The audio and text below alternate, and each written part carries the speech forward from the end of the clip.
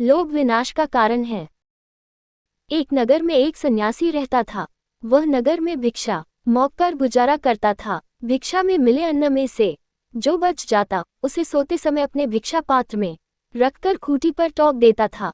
सवेरे वह इस बचे हुए अन्न को मंदिर में सफाई करने वालों में बांट देता था। एक दिन उस मंदिर में रहने वाले चूहों ने आकर अपने राजा से कहा, हे स्वामी, इस मंदिर का पुजारी रोज रात को बहुत सारे पकवान अपने भिक्षा पात्र में रखकर खूंटी पर टोक देता है। आप आहार के लिए व्यर्थ ही इधर उधर भटकते हैं। हम तो उस पकवान तक पहुंच नहीं पाते, किंतु आप तो समर्थ हैं।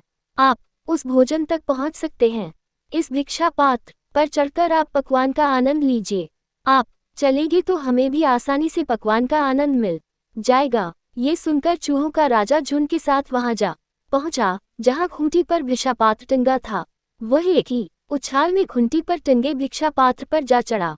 इसके बाद उसने पात्र में रखे स्वादिष्ट पकवान को नीचे गिरा दिया। सभी चूहों ने पेट भरकर पकवान खाया। राजा चूहे ने भी पेट भरकर भोजन किया। इस प्रकार वह हर रात अन्य चूहों को पकवान खिलाया करता और स्वयं भी। सन्यासी अपनी ओर से पूरी तरह सावधान रहता और चूहों को भगाने की पूरी कोशिश करता। लेकिन जैसे ही उसे नींद आती, चूहा राजा अपनी सेना लेकर पहुंच जाता और भिक्षा पात्र में रखे हुए भोजन को चटकर जाता। सन्यासी ने तंग आकर एक दिन भोजन की रक्षा करने के लिए नया ही उपाय किया। वह एक फटा हुआ बॉस ले आया और सोते समय वह उसे जोर जोर से भिक्षा पात्र पर पटकता रहता। इससे चूहों के भोजन में बाधा पड़ी। कितनी ही बार वे चोट के डर से बिना खाए ही भाग जाते। एक दिन सन्यासी का एक मित्र उसका मेहमान बनकर आया। रात को दोनों भोजन करके लेट गए। मित्र धार्मिक कथाएं सुनाने लगा, किंतु सन्यासी का मन चूहे को भगाने में लगा था। मेहमान मित्र ने देखा कि सन्यासी उसकी बात पर पूरा ध्यान नहीं दे रहा है। उसे क्रोध आ गया। उसने सन्यासी से कहा, तू मेरे साथ प्रेमपूर्वक बातचीत नहीं कर रहा है, तेरे अंदर अहंकार पैदा हो गया है। इस पर सन्यासी ने कहा, ऐसा मत कहो, तुम मेरे परम प्रिय मित्र हो। मैं तो चूहे को भगाने में लगा हुआ था। वह बार बार उछलकर मेरे भिक्षा पात्र तक पहुंच जाता है।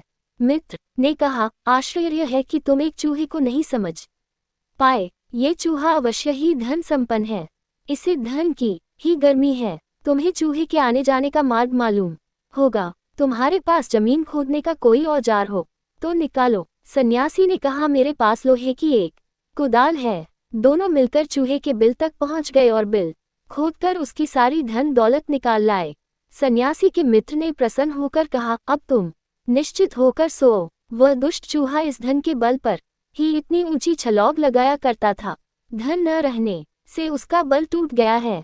अब कोशिश करने पर भी वह तुम्हारे भिक्षा पात्र तक नहीं पहुंच पाएगा।